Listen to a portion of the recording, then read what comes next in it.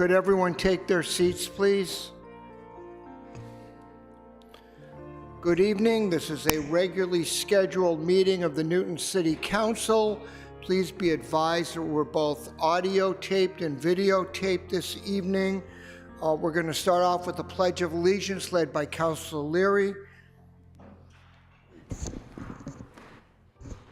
I pledge allegiance to the flag of the United States of America and to the republic for which it stands, one nation, under God, indivisible, with liberty and justice for all.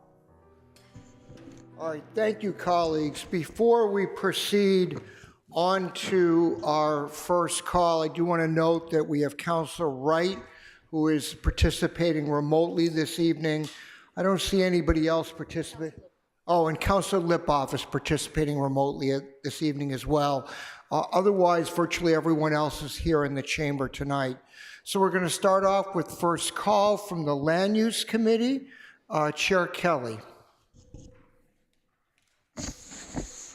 Thank you, Mr. President.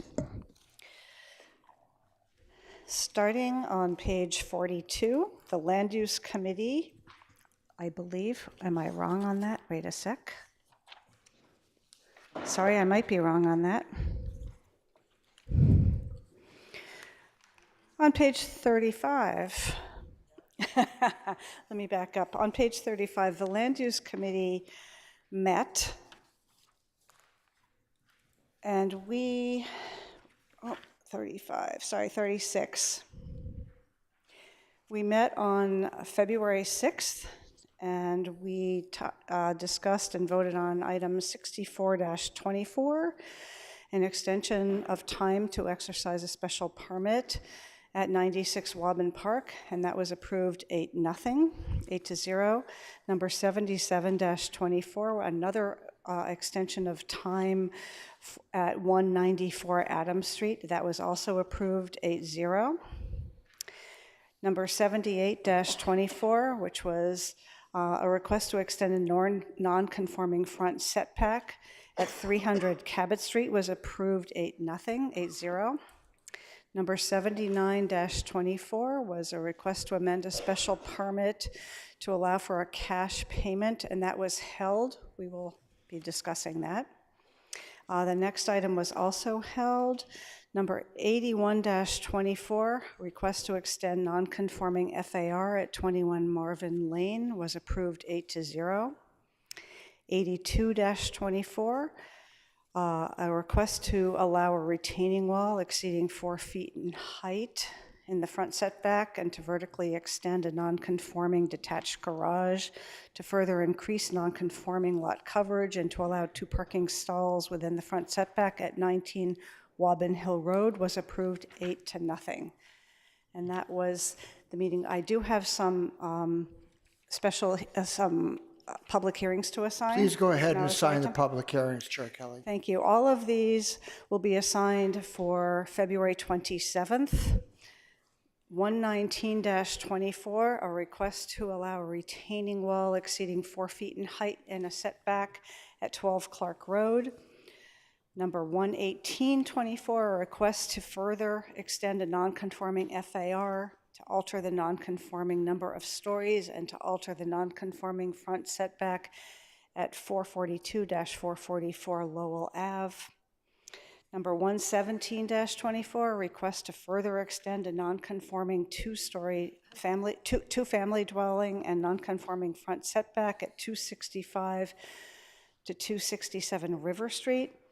And finally, 116-24, request to amend a special permit number 67-20 to allow a medical marijuana treatment center at 1089 Washington I Street. believe you have one on page 42 as well.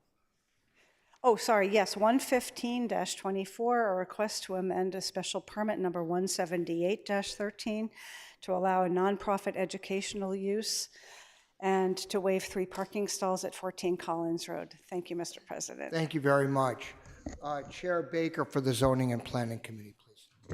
Thank you, Mr. President. The Zoning and Planning Committee report is listed on page 38 and 39, but all items were held. We had an extensive discussion But just to indicate the topic areas, we talked about our work plan, the VCO Village Center overlay districts, amendments to possibly help preserve older homes. We talked about grade changes and key metrics. But the report, as you saw in the packet, was basically a preview of coming attractions because we had our meeting last Thursday night. And so the clerk of the committee is in the process of finalizing the report. So a supplemental report will be forthcoming, which will indicate the nature of those discussions, even though there is no action taken. And then I just want to point out that this coming Monday, we will take up the item relating to the change in our ordinances that will regard electrification requirements for new constructions and substantial renovations. That'll take place at 7 o'clock. I would urge members of the council to look at the packet for the meeting coming up because there will be a lot of information attached about the items on the ZAP agenda, which are going to be a significant number of them, including, I hope, as many of the PowerPoint slides that would be presented at the meeting will be attached, except in one case where we have somebody on vacation and that may not happen. But the whole idea here is to give everyone the information in advance. And if you have questions, I hope you will refer them to the clerk of the committee so that we can shape those for the presenters in advance and make the meeting as efficient as possible. Thank you. Thank you, Chair Baker. I should note also we've been joined by Councilor Gentile, who's also remote, so we have a full complement of the City Council this evening. Chair Grossman for the Public Safety and Transportation Committee, please. Oh, did I jumped ahead? You skipped over Programs and Services. Ahead. Councilor Krinsman for the Programs and Services Committee. I meant no slight whatsoever. Go ahead, please. Thank you, Although Mr. President. I did note that you wished me a happy President's Day a day late. That may be why. It's true. Thank you, Mr. President. The Programs and Services Committee met on February 8th. Report begins on page 39. Item 56-24, the appointment of Eliza Spalding to the Human Rights Commission was approved by a vote of 6-0. Item 91-24, the reappointment of John Neville to the Newton Commonwealth Foundation was approved by the committee by a vote of 6-0. Item 92-24, the reappointment of Peter Doherty to the Newton Commonwealth Foundation was approved by a vote of 6-0. Item 93-24, the reappointment of Arlene Franklin to the Newton Commonwealth Foundation was approved by a vote of the committee, 6-0. And item 94-24, the reappointment of Thomas Elkind to the Newton Commonwealth Foundation was also approved by a vote of 6-0. With that, I move the report. Thank you, Chair Krinsman. Now, Chair Grossman, please, for the Public Safety and Transportation Committee. Thank you, Mr. President. The report begins on page 40. The committee met on February 7th. The first item, 29-24, was the appeal of Traffic Council decision TC 57-23, which was a request for a trial that would restrict access to Center Street southerly from Walnut Street to all vehicles except bicycles. Public Safety and Transportation denied that appeal 8-0. The next item, 30-24, was the appeal of Traffic Council decision TC 35-23. This regarded parking restrictions on Farwell Street. The committee denied that 8-0 as well. Finally, item 50-24 was Mr. Kozis, the Traffic Council Chair, providing the annual report of the work of Traffic Council for 2023. The committee voted that no action necessary, 8-0. With that, I move the report. Thank you so much. Chair Albright for the Public Facilities Committee, please. Thank you, Mr. President. The report is on page 41, and we had a meeting on the 7th, I guess it is, and all items were held. It was a discussion about 2 water meter docket items that we have, and they were both held. I do have some late filed items. Do you need a motion to suspend the rules? I do. All right. All in favor of suspending the rules to hear 2 late filed items, please say aye.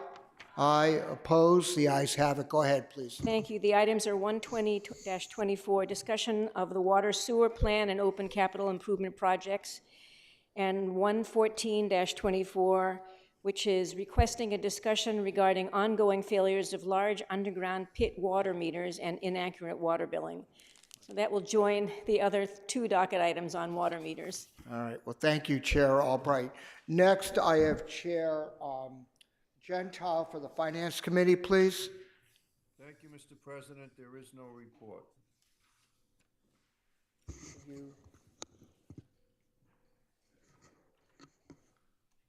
Chair Gentile, Can you hear me?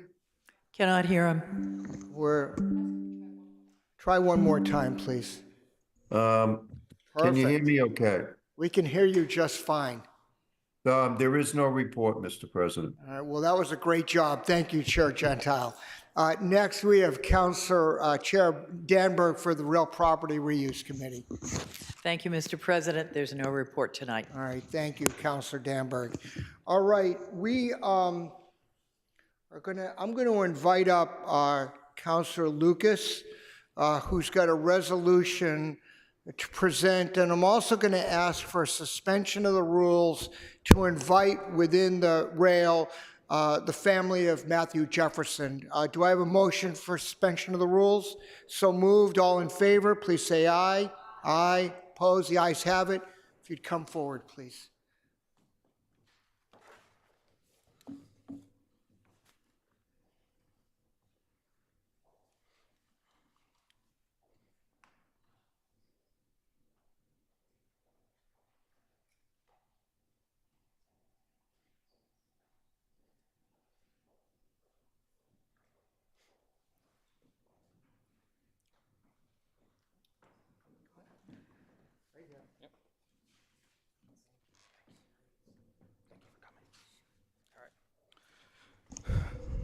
Hi, everyone. So I'm going to read a proclamation honoring the life and achievements of former Alderman Matthew Jefferson. And before I do, I just want to thank former Alderman and former State Rep Peter Harrington and City Clerk Carol Moore for assisting me in the writing of this proclamation. So this is for the Honorable Matthew Jefferson, in recognition of his commitment to the Newton community and celebration of his 100th birthday. Whereas Matthew Jefferson, an African American, was born on February 16th, 1924 in Dale, South Carolina, and whereas Matthew Jefferson was a person of accomplishment and public respect in the city of Newton, Massachusetts, and whereas Matthew Jefferson was appointed to the position of Alderman at Large from Ward 3 in 1968 and was elected to serve 9 consecutive terms thereafter until his retirement on January 1st, 1988. And whereas Matthew Jefferson became the first African American to serve on the Newton Board of Aldermen, and whereas Matthew Jefferson was elected and served as president of the Newton Board of Aldermen from January 1st, 1978 to January 1st, 1983. And whereas Matthew Jefferson was influential in establishing a transfer of leadership of the Newton Board of Aldermen from one generation to another. And whereas Matthew Jefferson was instrumental in establishing a policy that included a condition in special permits that provided that 10% of new residential units be available for subsidized low-income housing. And whereas Matthew Jefferson provided leadership in the transfer of municipal land on California Street to create the American Legion Post 440, and whereas no recognition of Matt, as he was known to his colleagues, friends, and supporters, would be complete without the recognition of his wife, Lily B. Jefferson. Herself a Newton native, a churchwoman, a leader in the social affairs of the Newton Myrtle Baptist Church, and well known in the village and throughout Newton for her charitable concerns, including the permanent establishment of the then newly formed MECO program.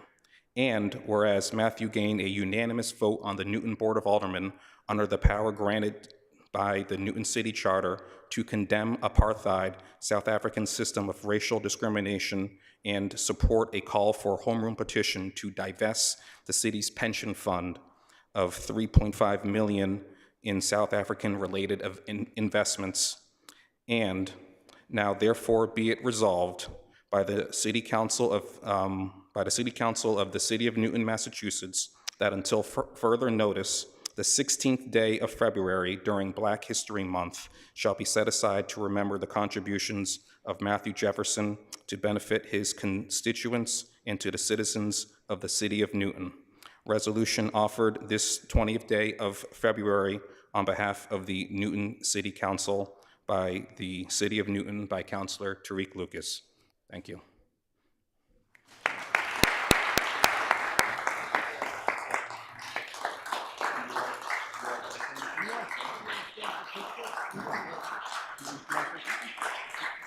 Up to you.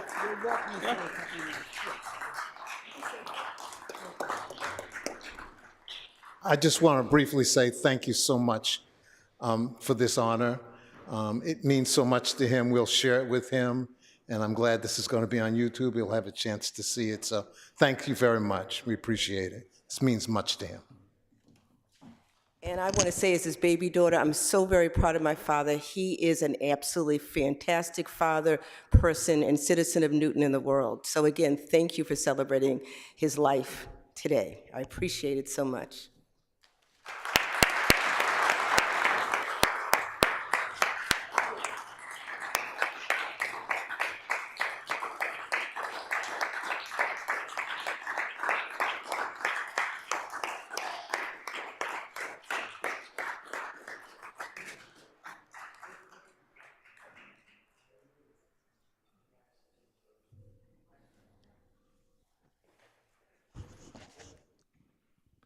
Thank you, Councilor Lucas, for offering that proclamation. Madam Clerk, will you call the roll for first call, please? Oh, Councilor Baker? Before you do, I just want to say I had the privilege of serving under Matthew Jefferson when he was president, so all of that was true. I can testify in my own knowledge. Thank you, Councilor Baker. Go ahead, Ms. Moore. Councilor Albright. Aye. Councilor Baker. Aye. Councilor Bixby. Aye. Councilor Block. Aye. Councilor Danberg. Aye. Councilor Downs. Aye. Councilor Farrell. Aye. Councilor Gentile. Aye. Councilor Getz. Aye. Councilor Greenberg. Aye. Councilor Grossman. Aye. Councilor Humphrey. Aye. Councilor Kalis. Aye. Councilor Kelly. Aye. Councilor Krinsman. Aye. Councilor Leary. Aye. Councilor Lipoff. Aye. Councilor Lobovitz. Aye. Councilor Lucas. Aye. Councilor Maliki. Aye. Councilor Mickley. Aye. Councilor Oliver. Aye. Councilor Wright. Aye. President Laredo. Aye. Motion carries 24 yeas, 0 nays. Thank you, Madam Clerk. Before we proceed to second call this evening, where we have one item, we are going to have the mayor come in to give her State of the City address. Councilor Greenberg, would you chair the committee, joined by Councilors Oliver and Maliki, please? And please go retrieve the mayor. Thank you.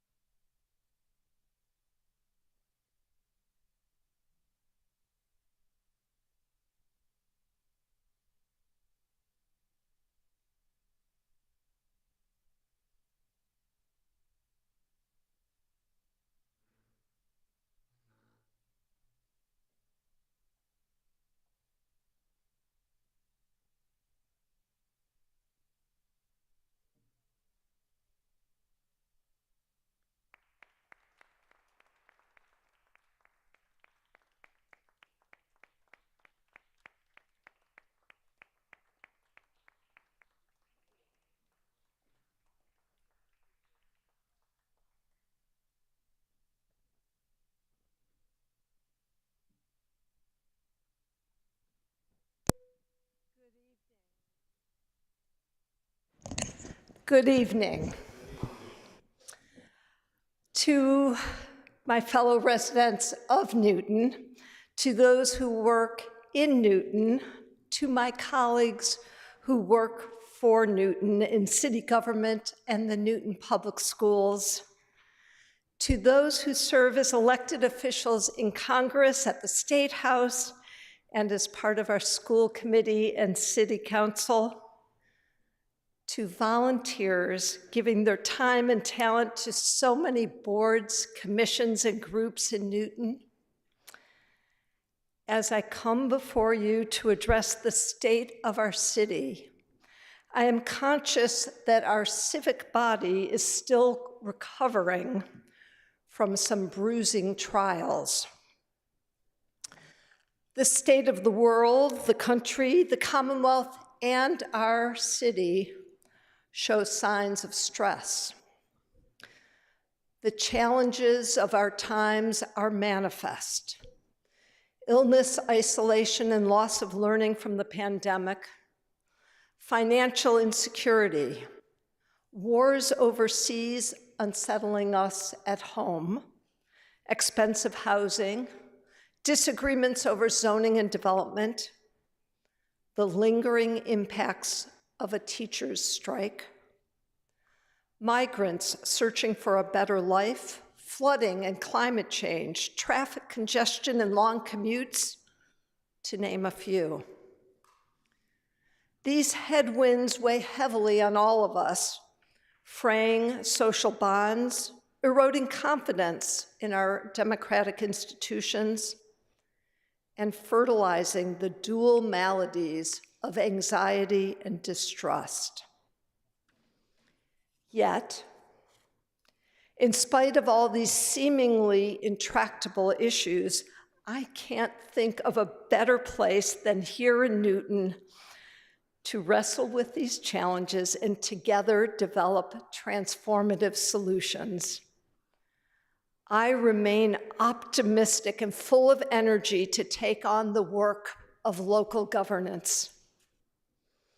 This is difficult work. It challenges all of us to have empathy for those with whom we disagree and to build consensus as we chart the path forward. The duties of a city government are varied and complicated, and success is measured not by how well we do in just one or two areas, but rather in dozens. The rapid progress we yearn to make on one front is often tempered by the responsibilities we must meet on many others, as well as the stubborn truth that our resources are finite and our budget must balance. Within that field of responsibilities, I want to highlight three that demand special focus now, for they are core to what Newton is. And as we celebrate Newton's 150th birthday, and I look back at the news clippings from the 1870s, Newton has always prioritized educational excellence, forward-looking governance, and up-to-date infrastructure. First, educational excellence. To paraphrase Horace Mann, public education is the cornerstone of our community and indeed of our democracy. We have a visionary, energetic new superintendent focusing on high standards, high supports, and high respect. Superintendent Nolan brings a track record of using metrics, accountability, and communication to drive both decision-making and excellence in learning. We just signed a 4-year contract that improves education for our students, allows Superintendent Nolan to move forward with important initiatives, provides competitive pay and benefits, and yes, works within our financial framework. We have great teachers who are dedicated to this important work, and parents and caregivers who are highly engaged. In the aftermath of the strike, I've heard from so many a deep and heartfelt commitment to healing the many wounds it created and to doubling down on the work of making our schools everything our children need and deserve. 2 months from now, I'll be right back here, and I'll be proposing a city budget that, as always, increases the funding for our schools. This year, the increase will be another $14 million for a total budget for NPS of $282 million. As I announced in December, this is a 5% increase rather than the more typical 3.5% possible under Prop 2.5 because of a large property tax settlement with Eversource last summer. With this increase, our superintendent will be able to hire additional staff to improve curriculum and pedagogy and to address class sizes. Education is our top priority. We will need to keep investing in education, ensuring that the future of our public schools in Newton is bright. Second, forward-looking governance. Our values are intertwined in the actions we're taking in housing, support for small businesses and village centers, sustainability, and human services. As a result of recently updated village center zoning, affordable and market rate housing mixed in with retail and restaurants will be more possible. This zoning stems from a combination of hard work and compromise by city councilors, backed by a new state law. Thank you to the city councilors, current and past, and to the Director of Planning and Development, Barney Heath, and his talented team for helping people live better and businesses do better. We will be moving away from fossil fuels as these buildings are built and rebuilt, as we embed electrification this coming year in our ordinances with the leadership of Ann Berwick and Bill Ferguson, our co-directors of sustainability. We'll plant more trees and take better care of those we have. Thanks again to compromise by city councilors on an updated tree preservation ordinance in December, and the leadership of Mark Welch, Newton's city forester. Our lowest resourced families in Newton will have a more secure future as a result of the Newton Thrive program, and residents experiencing substance use disorders and mental health challenges will have access to more help. I want to thank in particular Linda Walsh, our Commissioner of Health and Human Services, Ruth Hashino, Director of School Health Services, and Megan Kennedy, Director of Social Services, for their work on behalf of residents of all ages. Thank you.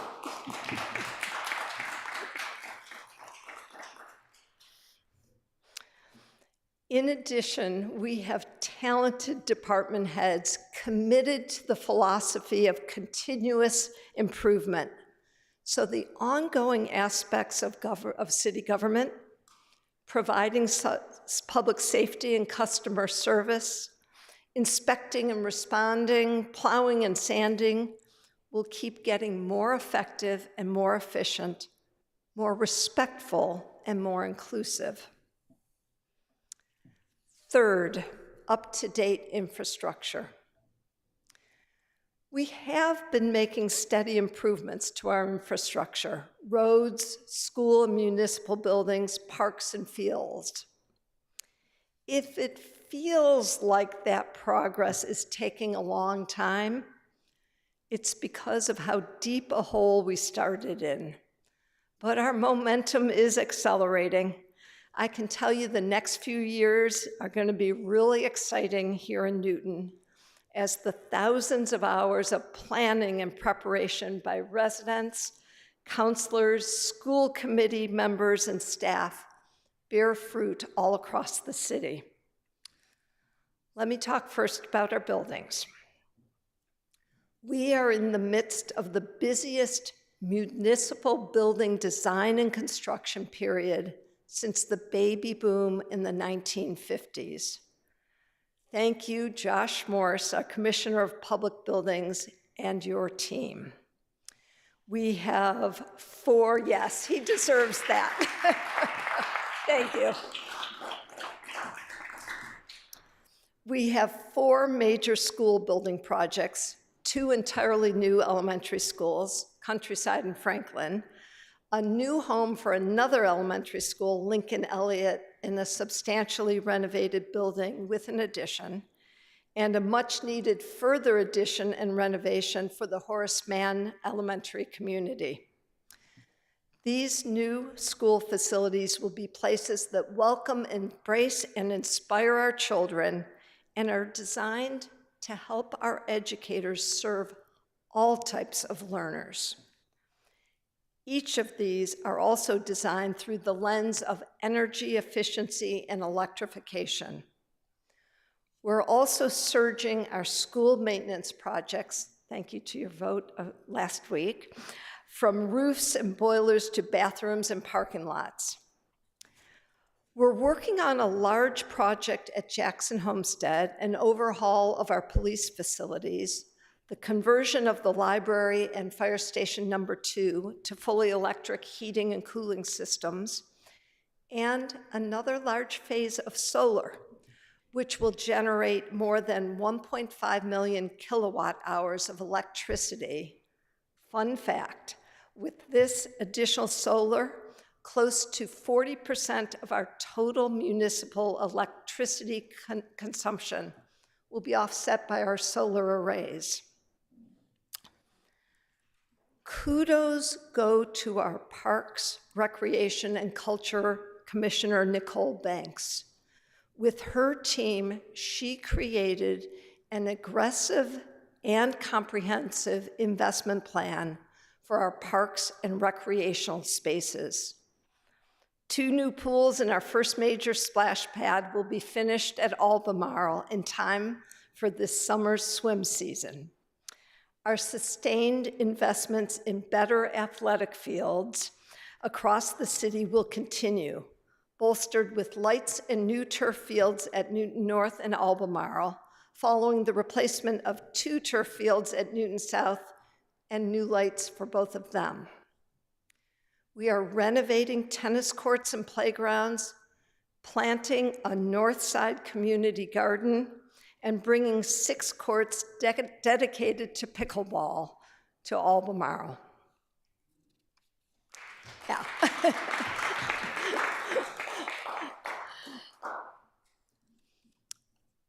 And our roads.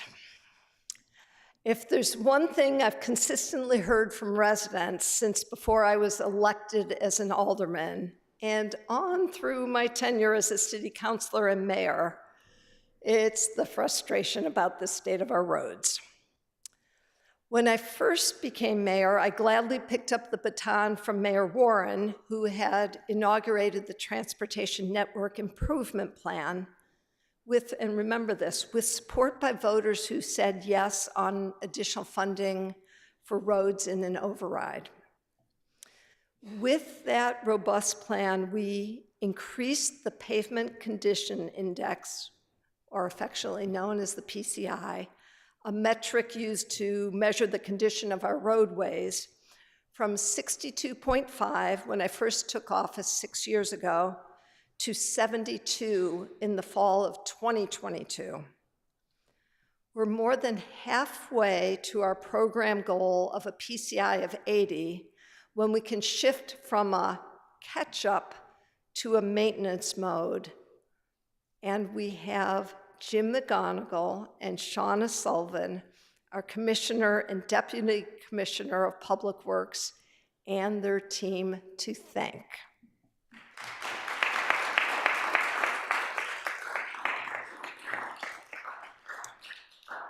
In the last year, using ARPA and free cash, we've greatly accelerated our road paving with a special focus on neighborhood roads in the worst condition. Last year, we paved more than 50 of these, and a similar number are in the pipeline. That said, while anyone who drives through Newton knows that we still have a lot of work to do, please also know that our paving teams will be coming soon to a neighborhood near you.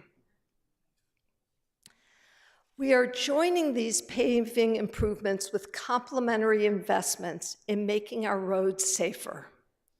Traffic calming measures are being installed, bump outs, speed humps, flex posts, and more.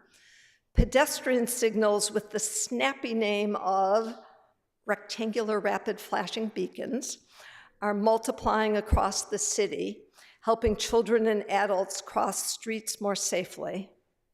We're completing a roadmap for bicycle infrastructure. We'll soon be finalizing a new design for the Newton Highlands Village Center.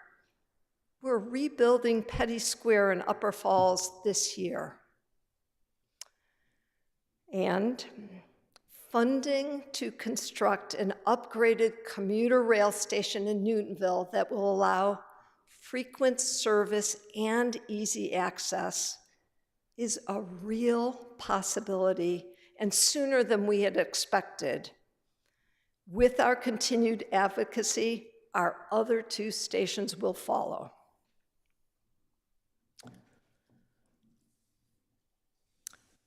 Our superpower here in Newton is our people. Amazing people who are deeply engaged in making our future better. People who care passionately about the needs of our community, our youngsters and our elders, our body politic, and our centers for community building and learning. The vulnerable among us living on tight budgets and facing difficult life circumstances, and the interconnectivity of our neighbors across all 13 villages. Let me talk about one woman who embodied all that is good about our city and serves as a role model and inspiration as we rebuild, re-engage, and reconnect. This woman cared about everyone in our community. She was passionate about children and students. She served as a secretary at the Underwood Elementary School for 27 years. She tirelessly committed time and energy at the nonprofit Newton Community Service Center, now known as Family Access, helping to establish Head Start, daycare, teen programs, and health initiatives. She gave much of herself to the Newton Free Library as a volunteer and trustee. She used her voice and her many talents to advocate for our older residents, breathing life into our first ever Newton Senior Center at what had been the Newtonville Branch Library, soon the site of our new center, something I'm happy that she helped move forward until she passed at the age of 97. This woman was gentle and kind, and yet was one of the strongest and most determined people I'll ever know. She was a positive, infectious force. Some of you have figured this out. I'm talking about Audrey Cooper. And I'm so glad her daughter, Marion Pollock, and her husband, David, have joined us.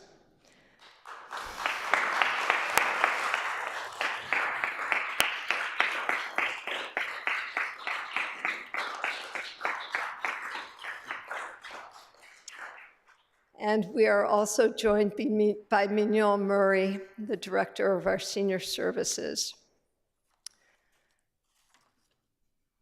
Tonight, I am blessed and I am honored to announce that the center that we've informally called the Newton Center for Active Living, or NewCal, will officially be the Cooper Center for Active Living here in the city of Newton.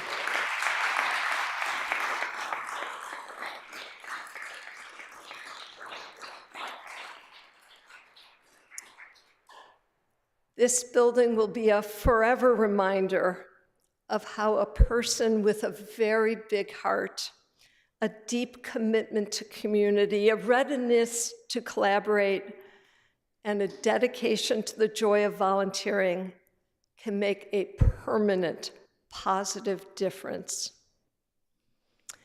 And I also just want to add, I'm really grateful to the leadership of Newton's Council on Aging for suggesting that I consider this name. Join us the week after next on Thursday, March 7th, when we'll be breaking ground officially at 10 a.m. on the Cooper Center in Newtonville.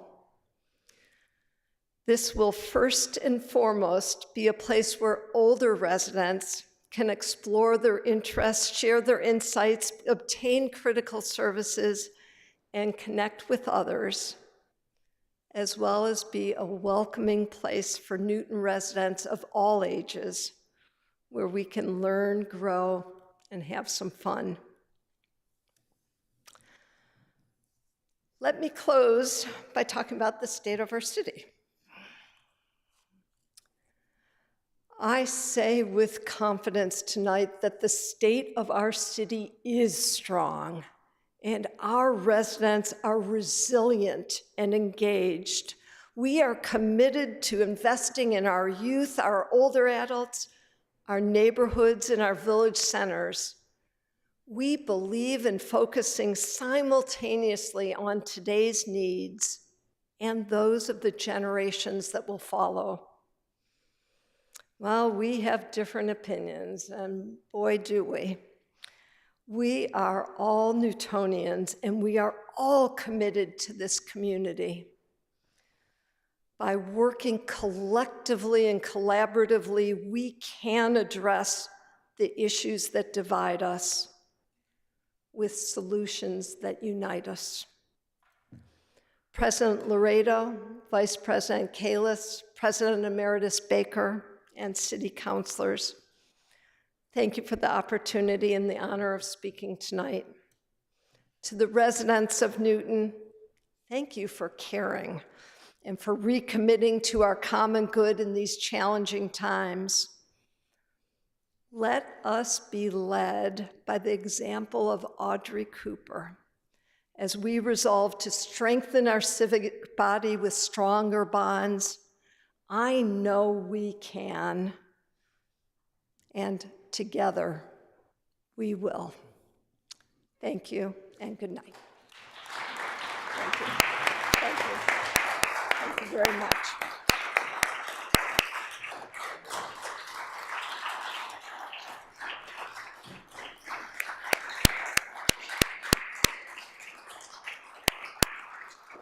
Yeah.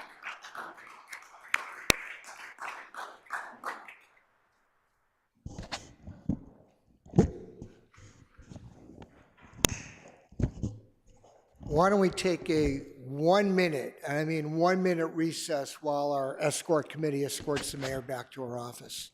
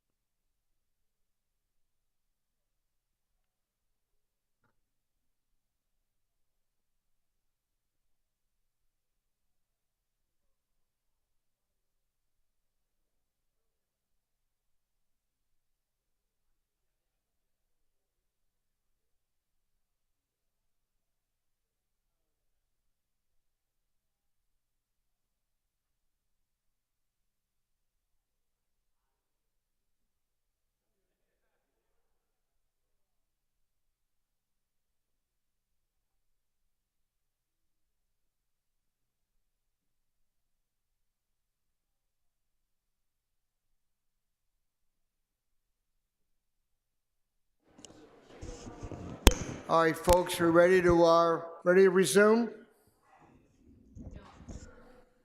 It's like a seventh inning stretch.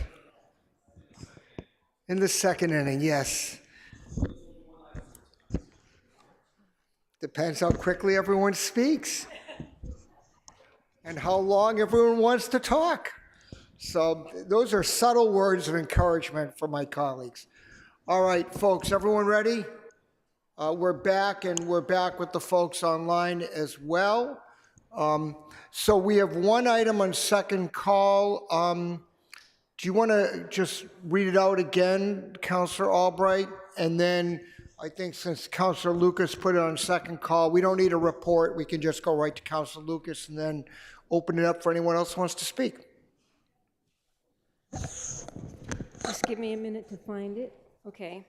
So the docket is 59-24.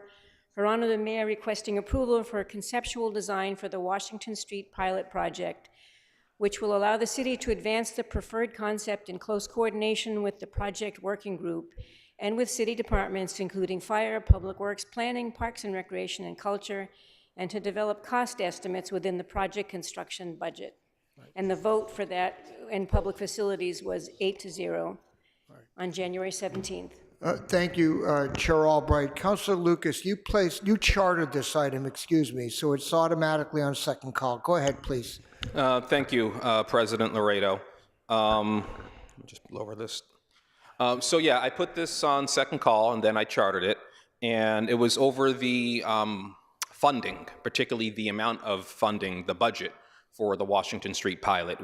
I had seen 3 different amounts for the pilot, and I didn't get a response back from the administration, so I chartered it. We have all since received an email from Planning Director Barney Heath, and I don't believe that email has been made public at all, so I just want to read the most relevant sentence from it into the record. The major caveat why we are reserving the $2.7 million in the overall ARPA budget is that we don't have a full estimate from the consultants. So the budget for the Washington Street pilot is $2.7 million, or actually it's $2.77 million for the Washington Street pilot. So now that we know the funding amount, I can say comfortably that I'm going to vote against the Washington Street pilot. And I just want to state my reasons why I'm voting against it. And it's not an indictment against the Washington Street pilot in and of itself. I think there's a lot of good things in it and a lot of things that I would like to see. But the reason why I'm voting against it is because I do not like the funding mechanism for the Washington Street pilot. This is being funded with ARPA money. And we have a total of approximately $63 million from the federal government in ARPA funds. And, you know, this is a once-in-a-lifetime, I don't want to say gift, but it's a once-in-a-lifetime transfer of money to the city of Newton because of the COVID-19 pandemic. And, you know, when I think of ARPA and I think of COVID-19 and the impact it had on millions of people around the world, and the institutions and the industries, the people and the families that lost a lot, including their lives, that money should be set aside for those people and industries. And I'm thinking about, is this the best way to use the $2.7 million in ARPA funds on Washington Street? You know, I can think of a lot of other needs that people need right here in the city of Newton. Particularly, one of the first things is schools. You know, our schools are not in great financial shape right now. They're not. We just had a teacher strike. We had a failed override last year. That $2.7 million, I think, would be better served if we could give it to the school department and they can spend it. Another reason why I think this money is being misspent is, you know, I think about our small businesses, particularly our restaurants, that had to close their doors during the pandemic, and the ones that are still around right now are struggling. Their profit margins are razor thin. And I looked at the ARPA webpage, and I wanted to find out just how much money the city spent on giving reimbursements or grants to our small businesses. Of the $63 million, only 12,000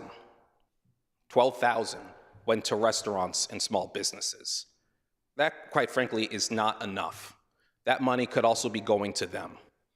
I'm also looking at the low-income families that live in Newton. And, they're struggling. And we had a $2 million program to help low-income families try to lift them out of poverty through financial coaching and financial advice. And of the $2 million, approximately 17% of that is going directly into the hands of those low-income families. That also is an embarrassment. I think more money should be going into the hands directly of our low-income families and our low-income people. And then the other thing I want to say is that we could also invest this money into housing, particularly affordable housing. The city did invest money. Councilor Lucas, you're out of time. You need some more. How much would you like? That was a quick 3 minutes. Just 1 minute, please. I'll try to wrap it up there. Councilor Lucas asked for an additional minute of time. All in favor, please say aye. Aye. Go ahead, please, Councilor Lucas. Thank you, President Laredo. So the city did invest money from ARPA into affordable housing projects, which I think we all agree is a good thing. But I think that money more money could still be invested into those programs. So, the Washington Street pilot, as I said, there's a lot of good things in there. I just don't think this is the right funding mechanism for it. As I said, the money could be spent elsewhere. If the Washington Street pilot is approved tonight, I do wish it well, because I think it will succeed. There's a lot of, again, good things in there to help out residents who travel along Washington Street, but the funding mechanism, I can't vote for it with this funding mechanism, so I'll be voting no. Thank you very much. Thank you, Councilor Lucas. Councilor Albright. Thank you, Mr. President. So, as I understand the ARPA money, the purpose of it was to enhance our city and do things for the city with the revenue that was lost during the pandemic for that year and a half or longer.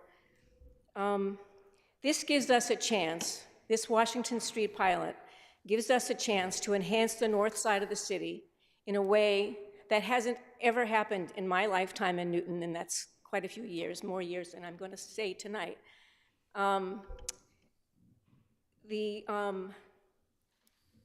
It's a once-in-a-century opportunity. The pandemic was a once-in-a-century happening, and this is a once-in-a-century opportunity. We have 3 major roads that go through Newton. We have Beacon Street, we have Commonwealth Avenue, and we have Washington Street. Beacon Street and Commonwealth are pretty nice streets. They're beautiful streets. And Washington Street doesn't stand up to that comparison in any way, not to mention the fact that the Mass Pike was built right next to it, unfortunately. This is an investment in the future of our city. It will mean that businesses along Washington Street can have an environment where people will want to come there and shop. People will want to come there and live. And with the Newtonville station and following along the other 2 stations being helped along by the state, we will have the opportunity for better public transportation along the north side of the city. So this is a true investment in the north side of this city. I remember when the ARPA money first was made available, and they had on NPR, they had a show that talked about how various mayors were spending the money. And New Bedford was spending the lion's share of their money to make New Bedford a better place for people to come and visit. So it wasn't, in the long run, of course it goes into the pockets of people who live there, but it was to bring more tourists, more investment, more interest into the city of New Bedford. And that's what we will be doing to the north side of our city along Washington Street. It'll be a pilot that we will learn from. You know, we don't know. Is it going to work, this road diet? Lots of people have emailed us saying they're scared of the road diet. Other people are saying it's going to be wonderful. We don't know. This will be the opportunity to find out. It's a once-in-a-century opportunity to do something for the north side of this city, and it's time that we do it. I hope that this council will pass this tonight. Thank you, Councilor Albright. Next, Councilor Oliver.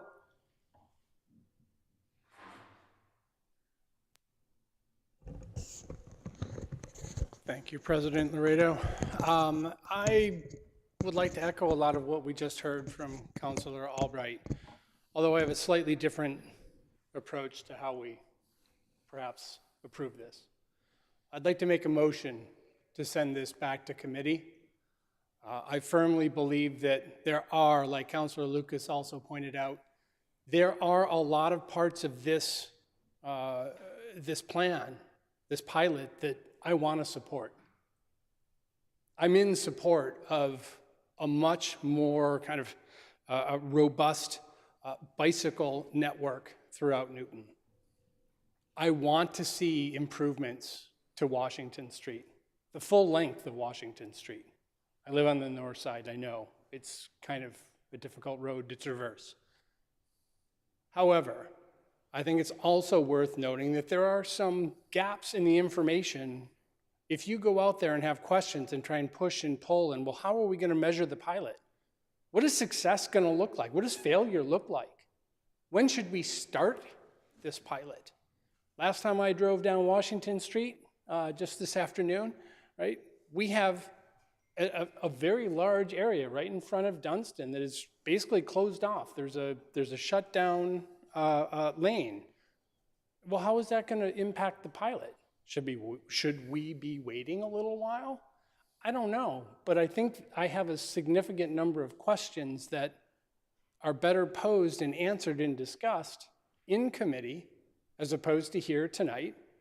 I don't believe that there's a tremendous hurry, like 2 weeks, 4 weeks, maybe we can get that done.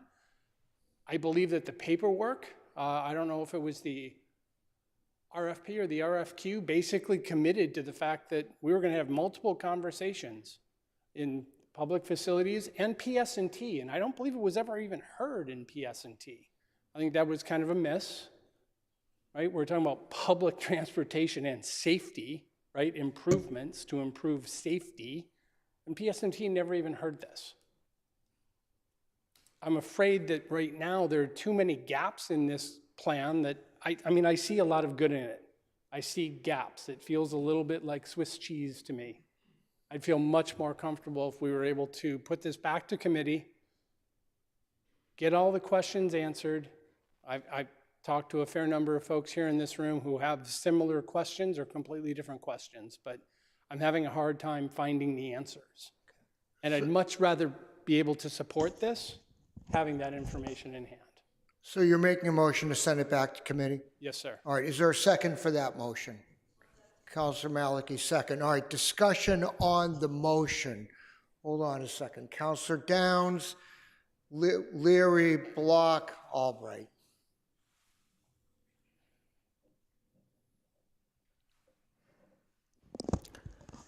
Thank you, Mr. President. Questions are what the pilot is about. We have a lot of questions, particularly around metrics and about where to start, when to start, will this work, will this not work, how exactly wide should all these lanes be, and the transitions. But that's what this is about. We're voting not on a budget, but on a concept. It will come back to us at 25% design. It'll come back to us at 75% design. And we will have annual evaluations. That's why it's called a pilot. It's a test before invest. We will come back to it. We will come back to it multiple times. And so I would therefore say we should move ahead. And I will also say there is some time that we need the time to do the design for 25 and 75% before we need to spend the money. by. We have a hard deadline in December. And we need to have a good design with public input. If we instead sit on this another 2 weeks and hear it again, I agree it should have gone before PS&T. It should come back to PS&T at 25% design. But we need this is what this is about, and we need to get this moving so that we can have time to do a robust public process before we get to the 25 and 75. We want to hear from the public. Thank you. Thank you, Councilor Downs. Next, I have Councilor Leary, then Councilor Block. Thank you, Mr. President. I think Councilor Downs said it all. Let's please not send this back to the committee. It is a pilot. This will give us the time to evaluate, and I'm strongly supporting it. I'll speak more to the motion if it comes back before us, but please, let's vote it out tonight. Thank you. Thank you, Councilor Leary. Councilor Block.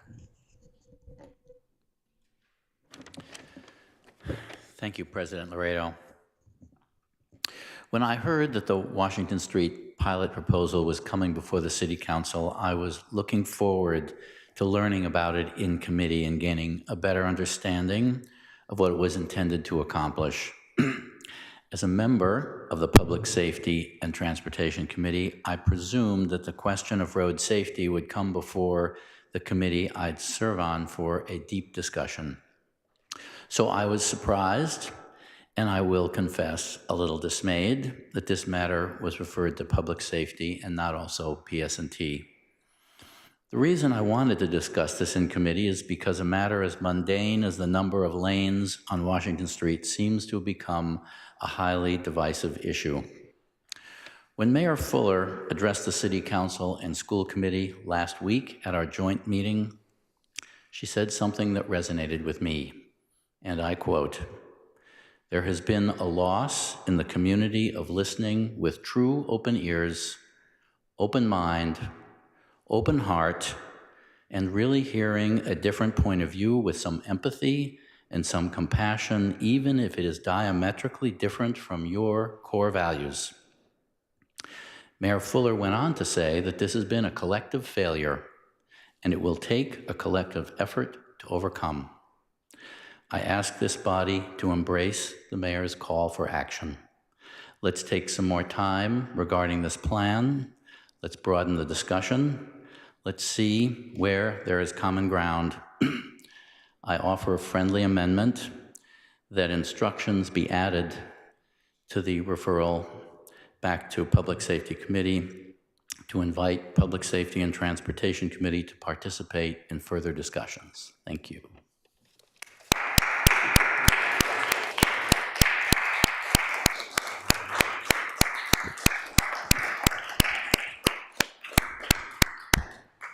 Just a reminder for those watching at home that while we applaud Councilor Block's words, it is our custom whenever a new councilor speaks for the first time to rise and acknowledge his or her words, and we do, and we appreciate that.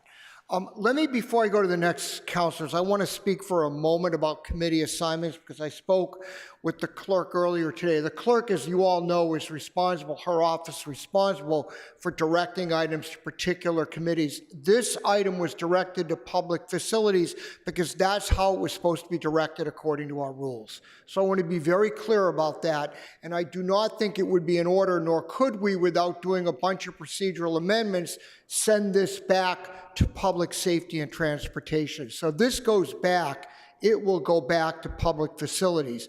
But just to be clear with that said, earlier today, knowing this motion was being thought about, I communicated with both the chairs of Public Safety and Transportation and the chairs of public facilities. If it goes back to public facilities, the two chairs will work together to ensure that the Public Safety and Transportation Committee members are able to attend any meeting of the Public Facilities Committee. And so they'll be able to participate fully, hear any presentations, not vote. But I think the idea here, most importantly, is to be, if it goes back to committee, and I do not want to prejudge that in any way, but if it goes back, to allow an opportunity for any counselor who wants to listen and participate in the discussion to do so. So with that, next we have Counselor Albright. Thank you, Mr. Chair. Of course, if the council votes it back to committee, we would take it back and make sure that we meet with public safety. That's not an issue. But I don't think this belongs back at committee. I think we have all of the answers that Councilor Oliver is looking for, but whether or not we have the answers, the thing is that this is a concept approval, and this will come back to us in April or May for design approval. So there's a long road ahead of us. This is just the concept. For those of you who may not remember, pages 30 to 36 of the Washington Street Vision Plan described this Washington Street renewal. And that was a plan that was approved by this council in totality. 24 of us approved that plan, I think. I think we all did. So this is not a new concept. And the concept that we've approved is one of 4 that were presented to us by the consultants as they did their work. One of the concepts was leave the road as it is, and it did not pass muster according to the over 1,000 people that answered the survey. So I think people want this to happen. I understand that we've had lots of discussion since it came to the council to be docketed, that people are scared about a road diet, but that's what the purpose of a pilot is. Let me just tell you a few of the things that I've learned. You need more time, Counselor Albright. May I have another 2 minutes? Counselor Albright's asked for an additional 2 minutes. All in favor, please say aye. Aye. Go ahead, please, Counselor Albright. So the consultants have stopped working on this project roughly from the time it was presented to the Public Facilities Committee, which was, our meeting was on sometime towards the end of January. If we send this back to committee, it will be another 4 weeks before it comes back to council. So the consultants are sitting on their hands waiting to see what will happen for 6 or 8 weeks. That's a loss of time. The money for the ARPA money has to be encumbered by December 31st, 2024. So that gives us the rest of this year, this calendar year, to get the design done, get it approved, and get the RFP out and get the bids approved. That's a very short time frame. And spending another 4 weeks to answer questions that I think we know most of them, but even if we don't, we will have still April, May, June to discuss all of this. I just wanted to mention the other things that I've heard of that are issues. It was never meant to be a 10-year pilot. It's a 1 to 4 year pilot, and that's what's in the report. And if you go back and read the report from our meeting, that's what was said. Actually, the longer, if it goes to 4 years to understand, as Dunstan opens, as perhaps the Oakley Spa project opens, as the Armory project opens, we'll learn more about Washington Street and how this pilot works. The Dunstan Street issue, I've talked with Mr. Director Heath about the Jersey barriers that are along Washington Street. They're there to such a large extent because they're building a 300 and something car garage. They will, once that is on its way, they don't need those Jersey barriers to be so far into the street. And even if it's there, it still leaves one lane of traffic, which is all that would be in that direction going west. So even if they're there for a short period of time, it won't disrupt the pilot. So I think we have most of the things that you're looking for, Councilor Oliver, and anybody else that's wondering. And I hope that we will not send it back to committee and get this thing moving forward because time is short. Thank you, Councilor Albright. Councilor Grossman. Thank you. I am totally in agreement with Councilors Downs, Leary, and Albright, and very much in favor of moving ahead with the Washington Street pilot tonight. I'm not in favor of sending it back to committee.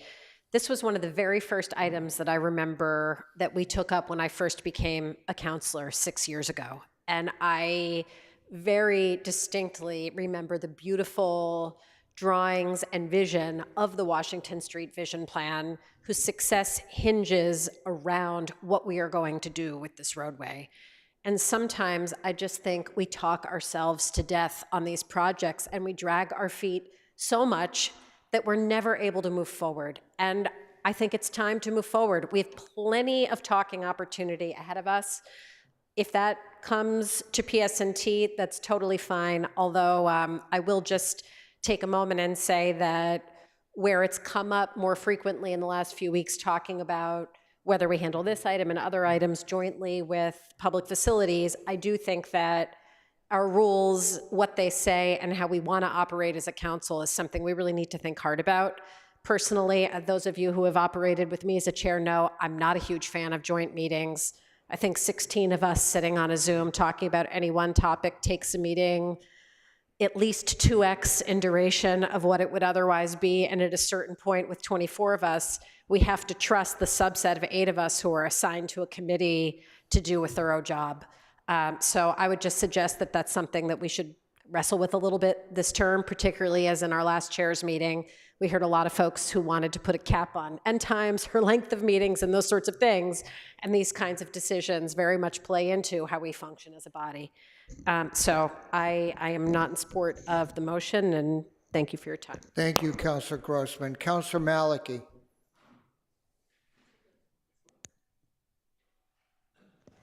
Thank you. My concerns are not so much the things that people have been writing letters about. I actually am not convinced there's going to be massive backups between Chestnut Street and Lowell Ave, because I think it's more the endpoints, West Newton Square and Lowell, Newtonville squares that are the backups.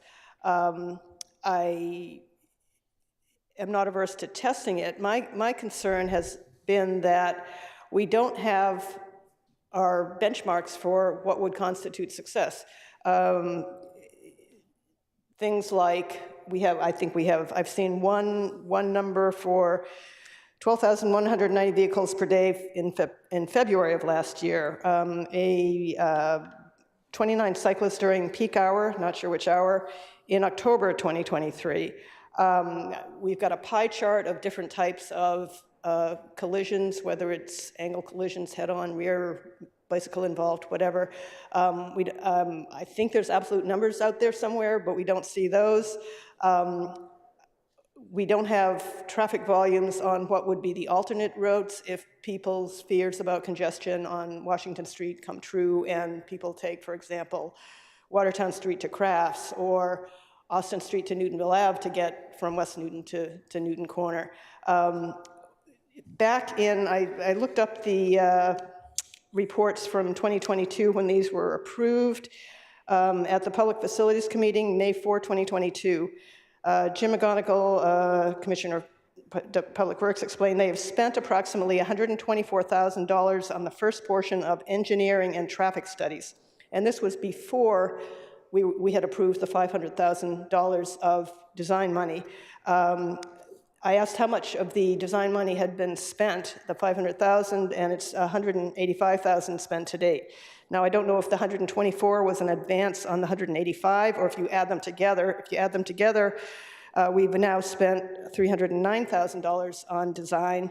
And with all of that spending, we don't know kind of the starting points against which we would measure after results.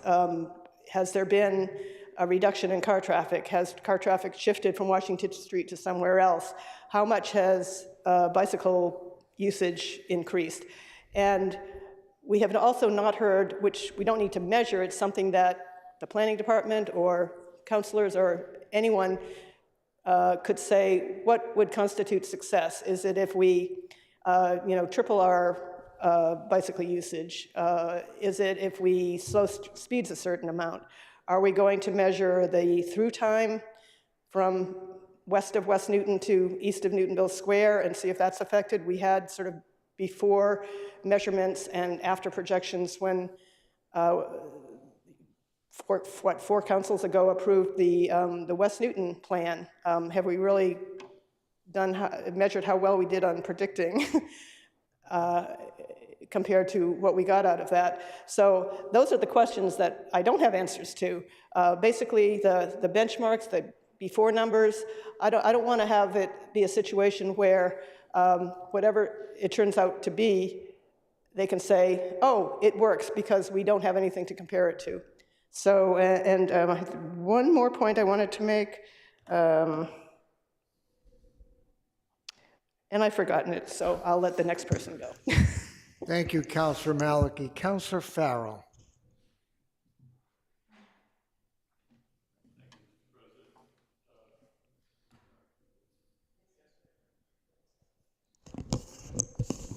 Is that on? First of all, I'd like to take a moment just to thank Councilors Albright and Councilor Downs for trying to spend a lot of time helping me to understand this concept.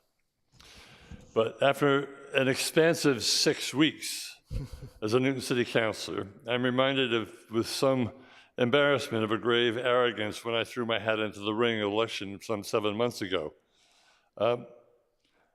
Just how hard could this be? Issues come up, get discussed thoughtfully, and one makes a decision. I'd been doing that for a lifetime. But then during that earlier lifetime, I didn't really have to care what others thought. But now I do. And as tonight, the lines are very often not clear when others speak earnestly, passionately about their positions. And much is at stake for all of us. I also remember being asked during one of my debates, what will you do? What if you have to make a decision that is at odds with the interests of your ward? Which side will you support? The question of supporting the Washington Street Diet is an important one. But what I think we have, or what I have, is the question of what is in the best use of an unusually great amount of money that came to us from the federal government unencumbered, except for the notion that it should be used to help the greatest number of residents throughout the city.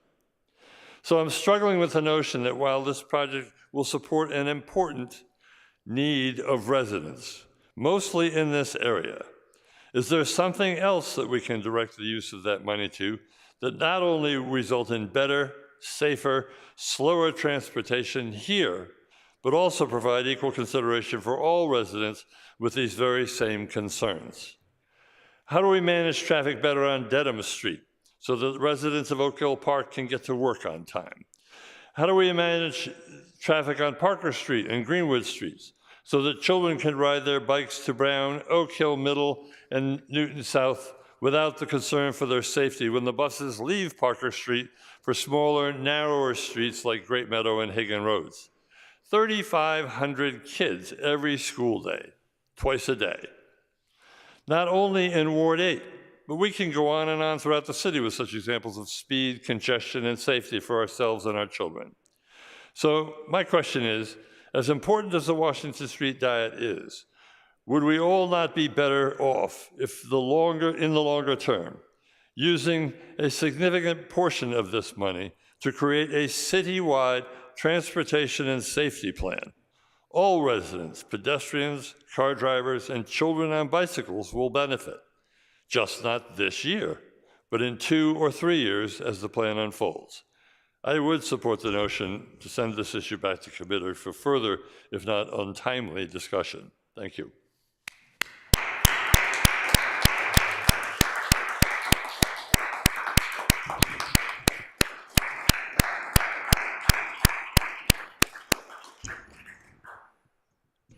We're doing well. Fairly early in the term, we've now had 3 councilors who've given their initial speeches. 3 more to go. I'm not going to identify anybody, but I think everyone knows who they are. All right. Next, we have Councilor Gentile, who's on Zoom. Councilor Gentile. Thank you, Mr. President. Couple of things. I've heard a couple of times now, it was mentioned that the Washington Street Vision Plan was voted on unanimously. I'm almost 100% certain that I didn't vote for it, and I was not alone. So I just want to correct that for the record. Secondly, pet peeve of mine, and it continues to be upsetting, is once again, we have planning taking the lead on what is a public works project primarily. We're talking about a major redesign of a street. And our Public Works Commissioner and his crew should be leading the work on it.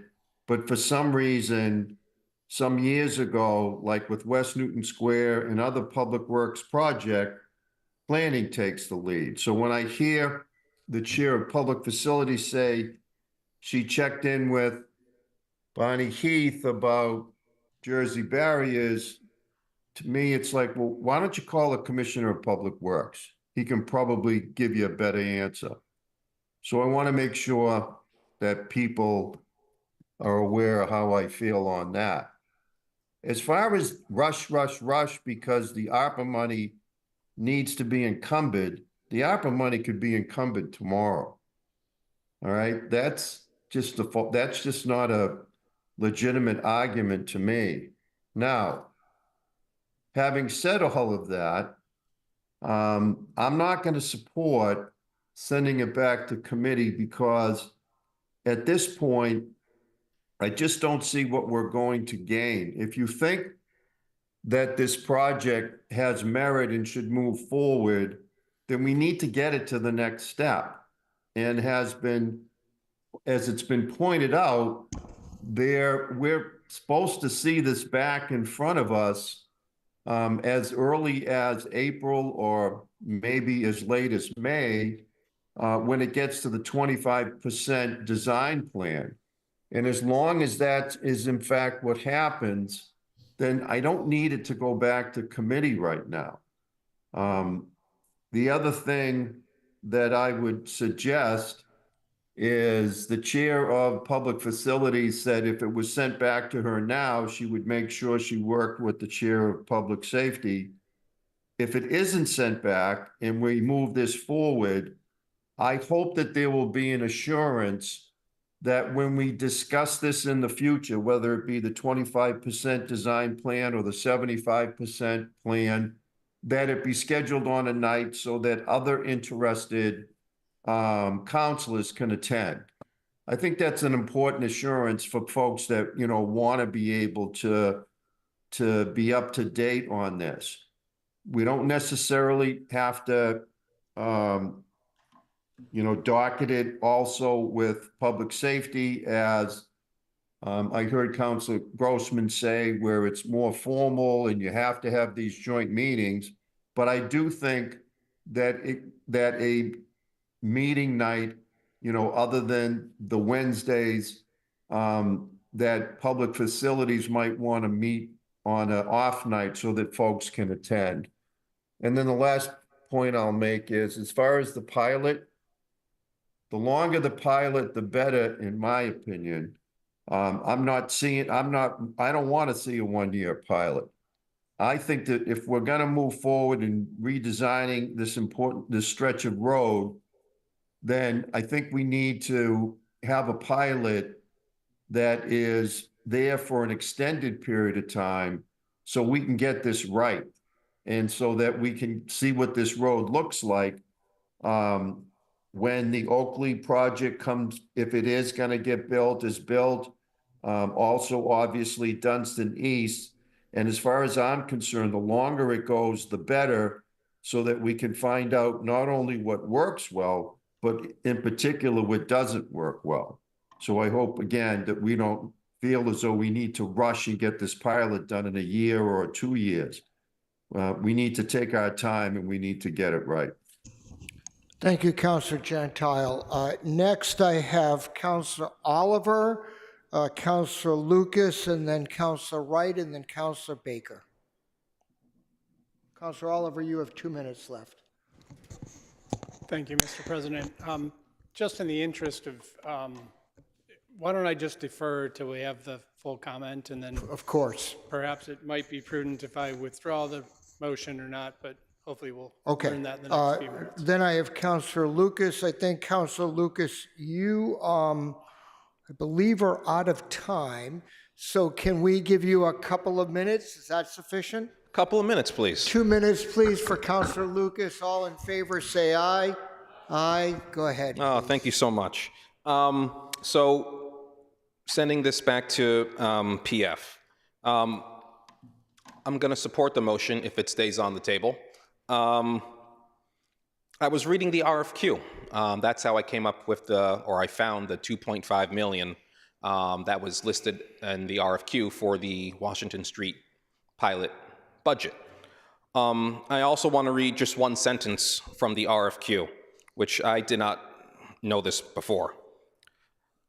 Planning has identified a need for professional services for the multi-phase complete streets redesign of Washington Street with yet to be determined limits between Chestnut Street and Church Street. Church Street, not Lowell Ave. It says Church Street. That's in the introduction of the RFQ. I would like an answer to why it says Church Street before we vote on this. I think that is responsible. Also in the RFQ, it says that the pilot is going to last for 7 to 10 years. I think Councilor Albright said it could last anywhere from 3 to 4 years, but the RFQ says 7 to 10 years. And I also want to, the newer councilors aren't going to know about this, but last term we had to vote on a traffic light at Com Ave and Ash Street. A lot of us remember that. We had 3 full city council meetings voting and debating that. But before it came to the full council, we had 2, not 1, but 2 joint committee meetings between PF and PS&T on a traffic light. This is about a mile-long roadway between Lowell Ave, supposedly Lowell Ave and Chestnut Street. I think 2 meetings is responsible for the Washington Street pilot for committee work. I think Councilor Gentile mentioned the December 30th. You're out of time, Councilor. 1 minute, please. 1 more minute for Councilor Lucas. All in favor, please say aye. Aye. Go ahead, please. Thank you. And I think Councilor Gentile mentioned the 12/31 deadline.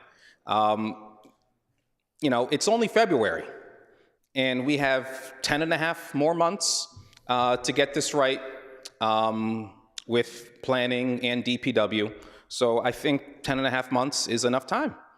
And then lastly, I just want to say, if you aren't sure how you're going to vote on this tonight, and I don't know if everyone here has made up their mind, but if you are not sure if you're going to vote yes or if you're going to vote no, you can always refer this back to committee, ask some additional questions, get some more information, get some answers from city staff, and then we'll vote on it when it's ready. Thank you. Thank you, Councilor Lucas. Councilor Wright. Thank you, President Laredo. So I live 1 block from West Newton Square and Washington Street under consideration for this pilot. And Washington Street is unsafe. I walk, I ride my bike, I take the car. I've had a car try to run me off the road on Washington Street. Something needs to be done. And I really want this to work. My concerns, though, is metrics and counting traffic and what makes this a success or a not success. West Newton Square, we're still struggling to get that right. And I avoid it at all possible now. I used to go through it all the time. And so I'm taking side streets like quite a few other people, and there's a lot more traffic through there. So I want this to succeed, but I do have some worries, and we haven't talked about metrics at all on this and what counts as a success. And that's something I'm very much interested in. Thank you. Thank you, Councilor Wright. Councilor Baker, then Councilor Downs, then I'll go back to Councilor Oliver. Thank you. I'm not a member of the Public Facilities Committee, and so I was not able to attend that conversation. But looking at the report, the whole road diet idea, I understand, but the part of it that I still have questions about, and I'm not sure how I'll vote on the recommittal, is the whole question of how we manage the need for parking or for transit, for ride sharing if there is no parking. part of the challenge, as I understand it, of this area is the development that's going to occur either already in the pipeline or things that could occur under the newly passed zoning arrangements. And so how the road works with people who want to at least make a stop or a short-term stop or long-term stop, I didn't see addressed in the material presented with the public facilities report. Now, maybe that's all settled and everybody is comfortable with it, but it seems to me that if it does go back, that would be a question I hope the committee would answer. And if it doesn't go back, I would certainly hope it would be answered by the time it gets to 25%, because I think that's part of the future of what we're seeing in terms of how the road is going to be used. And if you have a one-lane road where somebody's stopped in it and there's no place to pull off and to take care of those kind of stops, you begin to see the problem we're seeing in downtown Boston, where multiple lane roads are being converted into one-lane roads just because of people putting their flashers on and everything is stopped to pick up and drop off. And with short-term usage like restaurants and things like that and takeout, I think those kinds of issues need to be thought through in order to make sure that this is a success and not something that we regret doing. Thank you, Councilor Baker. Councilor Downs. Thank you, Mr. President. So I'm going to answer a couple of questions that have come up. We did spend ARPA money on a bike, pedestrian, and access plan that is still pending. That is one of the things I'm hoping to accomplish this term that would benefit the entire city. So that's already been done. And you have to start somewhere, and this is the first step.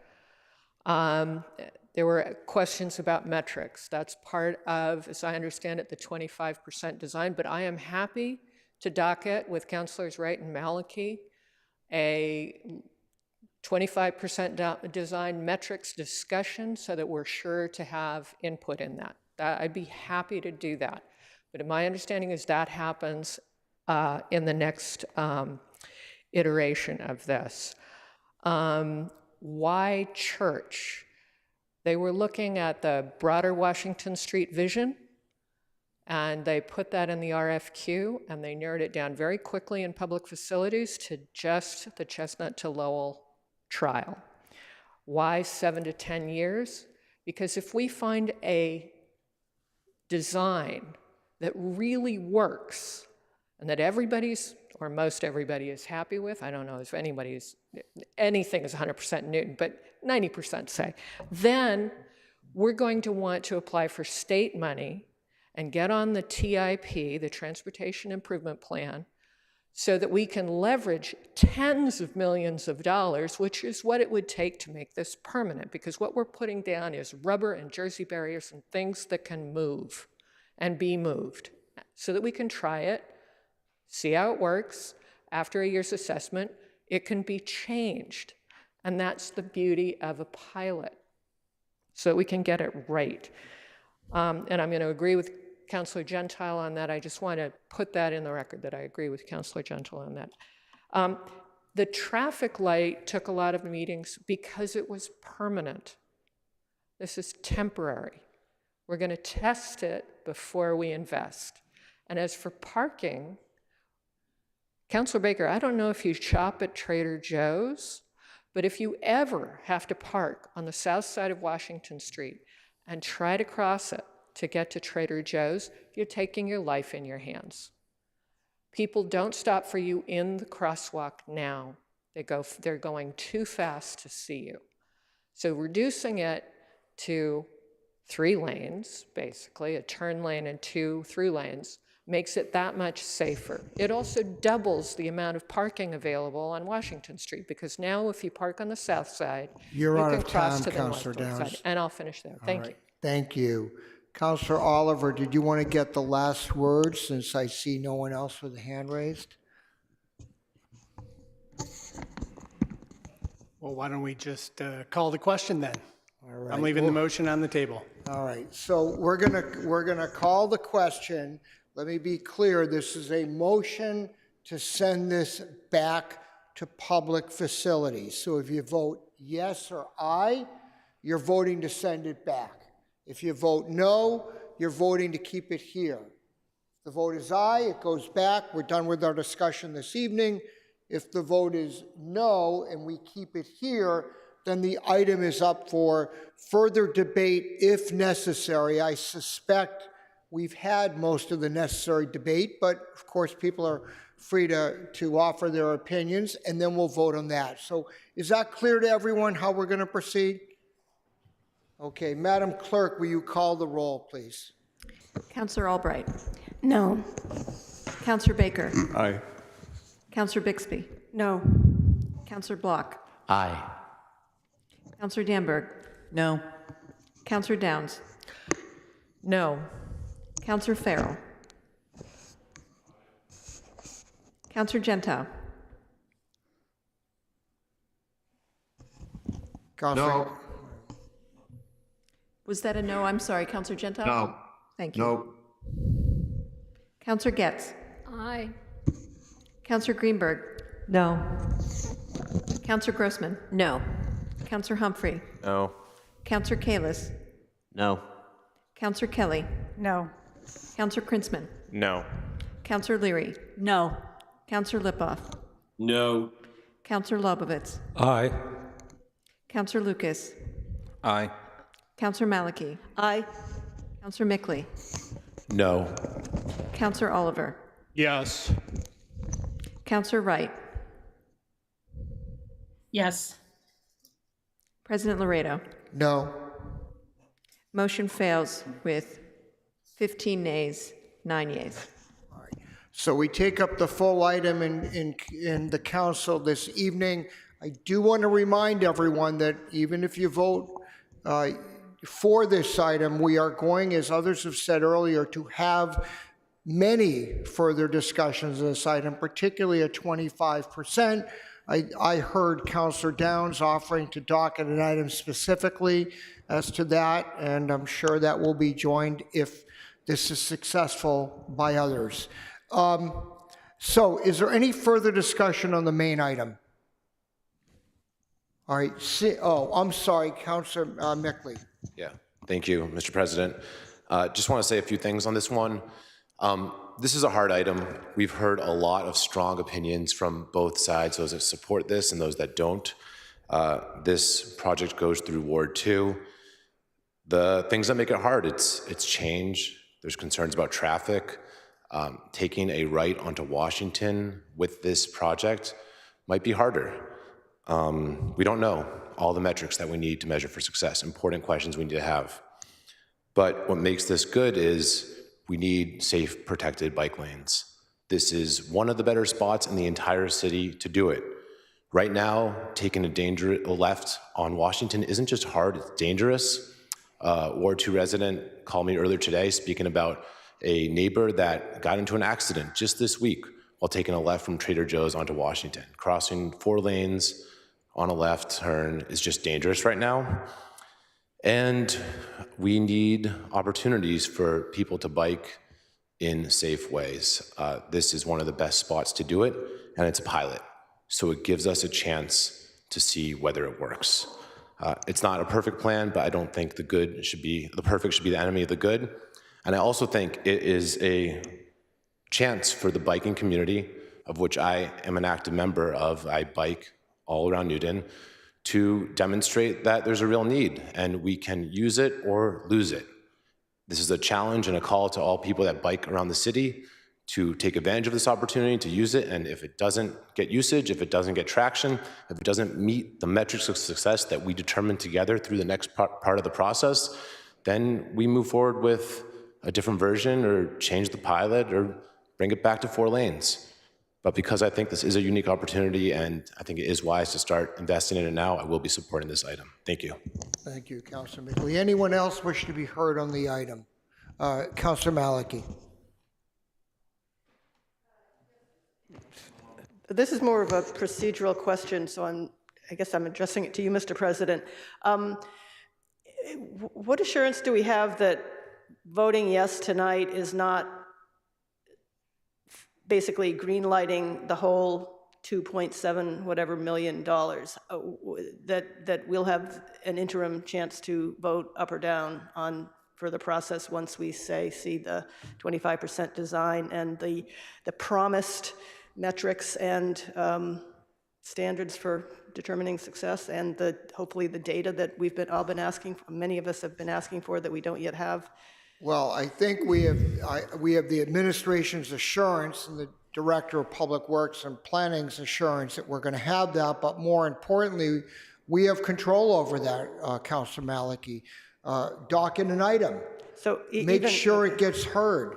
And I am sure that the committee chair or chairs where that goes to will hear it promptly. And I will tell you that I have no reason to believe that they won't, but if there's some delay there, I certainly would speak to them and ask that this be heard promptly, because I think it's a clear will of the council to be heard. But I see Councilor Albright shaking her head. I think, Councilor Albright, you don't have to respond, but I know you'll take this up. You'll take this up promptly, and you'll have a very full discussion about it. My concern here is that it's not a type of thing where we are required to authorize the money because it's going to be ARPA funds. We are not authorizing money. We're simply approving the process of going forward with the initial phase of the design. That's all we're being asked to approve this evening. We are not making a monetary allocation, which is why this never went to the Finance Committee, but just Public Facilities. Well, the Finance Committee and all of us approved the $500,000 initial, and then the subsequent 2-point-whatever million is going to be ARPA. I guess my question is the yes vote tonight endorsing the construction? Because that's all that we really have control over is the construction. I don't believe we're endorsing a concept. The concept is to try as a pilot this plan, but it's a concept. It certainly needs considerable refinement, as any plan of this magnitude would. And the administration is committed, and the chairs of the appropriate committees have committed to having full hearings on that. So personally, Councilor Maliki, I am confident that we will continue to have a great deal of oversight over this project. But again, that's just my personal assurance. Does that answer your question? Not really, I'm afraid, but I'm not That's sure. okay. I did my best. Councilor Albright, maybe perhaps you can offer an additional answer. So I haven't been on public facilities for a few years, but as I recall, the Public Facilities Committee has control over major redesign of roads. So that's a clear role that we play in this project. We have to approve the design. So I think we will have control here. Okay, anybody else who wishes to comment on this? Councilor Baker?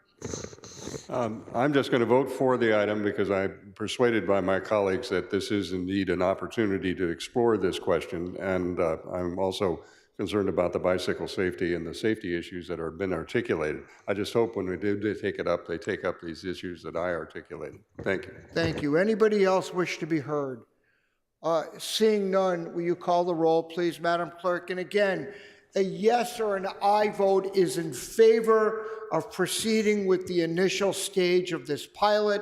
A no vote is to vote against proceeding with the initial stage of this pilot. Go ahead, please. Councilor Albright. Aye. Councilor Baker. Aye. Councilor Bixby. Aye. Councilor Block. Nay. Councilor Danberg. Aye. Councilor Downs. Aye. Councilor Farrell. Aye. Councilor Gentile. Aye. Councilor Getz. Aye. Councilor Greenberg. Aye. Councilor Grossman. Aye. Councilor Humphrey. Aye. Councilor Kalis. Aye. Councilor Kelly. Aye. Councilor Krinsman. Aye. Councilor Leary. Aye. Councilor Lipoff. Aye. Councilor Lobovitz. Aye. Councilor Lucas. No. Councilor Maliki. No. Councilor Mickley. Aye. Councilor Oliver. No. Councilor Wright. Aye. President Laredo. Aye. Motion carries 20 yeas, 4 nays. Thank you very much. Councilor Leary, do I have a motion to adjourn?